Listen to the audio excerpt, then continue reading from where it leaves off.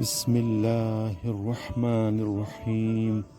بقیت اللہ خیر لکم ان کنتم مؤمنین۔ بسم اللہ الرحمن الرحیم۔ میں آپ لوگوں سے اس چینل کے دو مقاصد شیئر کرنا چاہ رہا تھا۔ اس میں سے پہلے یہ کہ آپ اسے اکتفا کریں گے کہ انسان فطرتاً دوسرے موجودات، مخلوقات اور خصوصاً انسانوں سے محبت کرتا ہے۔ اس کی مثال آپ دیکھ سکتے ہیں، جب بچے چھوٹے ہوتے ہیں تو ان کے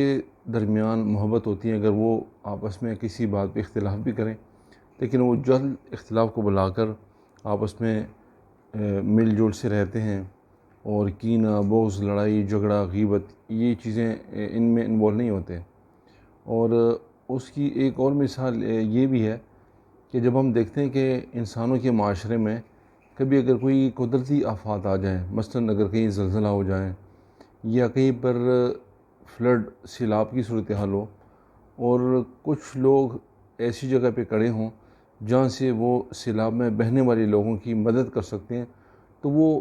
بلا کسی قوم، مذہب، فرقے، ان کی کوشش ہوتی ہے کہ وہ ان کی مدد کریں۔ جیسے ہم کتابوں میں پڑھتے ہیں،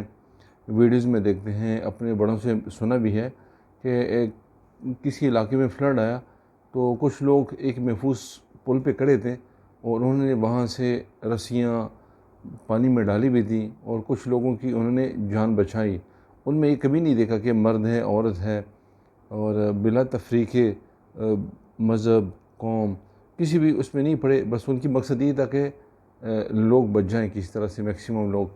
تو یہی میری چینل کا بھی یہی مقصد ہے، چونکہ ہمیں پتہ ہے کہ اس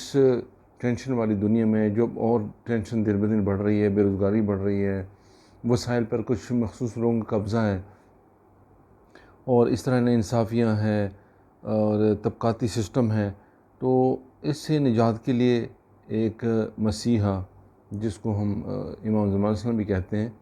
وہ موجود ہے۔ تو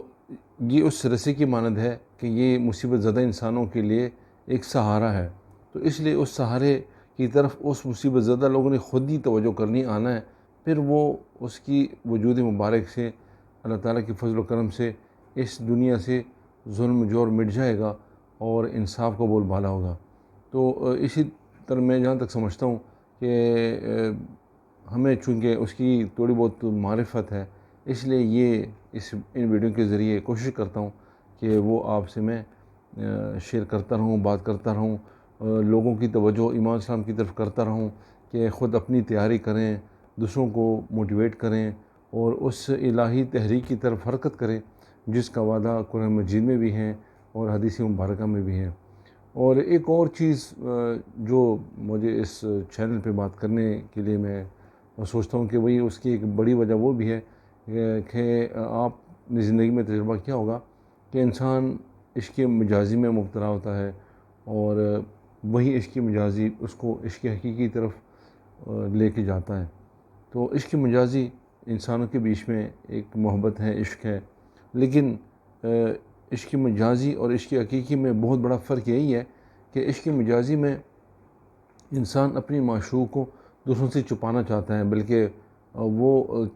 حد درجہ کوشش کرتا ہے کہ کسی کو پتہ نہ چلے کہ وہ کسی انسان کی محبت میں مبتلا ہے، اور یہی ایک نشانی ہے کہ یہ عشق مجازی ہے۔ اور عشق حقیقی یہی ہے کہ اس میں انسان جب اس عشق میں مبتلا ہو جائے تو اس کی کوشش ہوتی ہے کہ اس کی معشوق سے دوسرے لوگ بھی محبت کریں، بلکہ وہ کوشش کرتا ہے بلکہ لوگوں کو کینچی اس کی طرف لے کے جاتا ہے۔ مثلاً اگر ہمارے معاشرے میں کوئی نیک بندہ ہے، اللہ کا کوئی ولی ہے، اور ہمیں پتہ چلے کہ وہ اللہ کا مقرب ہے، تو نہ صرف ہم ان کی طرف جاتے ہیں بلکہ ہم اپنے ارد گرد کے لوگوں کو بھی اپنے ساتھ موٹیویٹ کرتے ہیں، ان کو تبلیغ کرتے ہیں کہ فلاں جگہ پر ایک صاحب ہے، وہ صاحب کرامت ہے اور اللہ تعالیٰ کا اس پہ فضل ہے، تو وہ اس کا پرچار کرتا رہتا ہے۔ تو یہی ایک نشانی ہوتی ہے کہ وہ عشق حقیقی کو چھپانا نہیں چاہتا، بلکہ لوگوں کو دعوت دیتا ہے کہ آؤ اور یہاں سے آپ روشنی حاصل کرو، ہدایت حاصل کرو، فلاح حاصل کرو۔ تو یہی حال ہمارے چینل کا بھی ہے، کیونکہ اللہ تعالیٰ کے فضل و کرم سے ہمیں اندازہ ہے، بچپن سے سن رہے ہیں، کتابوں میں لکھا ہوا ہے، 1100، 1200، 1400 سال سے یہ پیشن گوئی کی گئی ہے کہ آخری زمانے میں جب ظلم و جور بڑھ جائے گا تو ایک مسیحا اس دنیا میں رہ رہا ہوگا، لیکن لوگوں کی اپنی اس کی ظہور کی تحریک نہ ہونے کی وجہ سے وہ پردہ غیب میں ہوگا۔ تو اب یہی ہے کہ وہ ایک عشق حقیقی ہے، اس لیے ہم کھل کے اس کا پرچار کرتے ہیں اور لوگوں کو دعوت دیتے ہیں اس الہی تحریک کا حصہ بنیں اور اپنے اپنے بساط کے مطابق کوشش کریں، اپنے میں چینج لائیں، اپنے گھروں سے شروع کریں، اور جہاں تک آپ کا حلقہ احباب ہے، دوستوں میں ذکر کریں، اسٹڈی کریں، اس کی سرچ کریں کہ ہم اس الہی تحریک کا کیسے حصہ بن سکتے ہیں جو ہماری دنیا اور آخرت دونوں میں کامیابی کی ضامن ہے، اور وہ ہے امام زمان علیہ السلام کی ذات مبارک۔ تو اس کی طرف ہمیں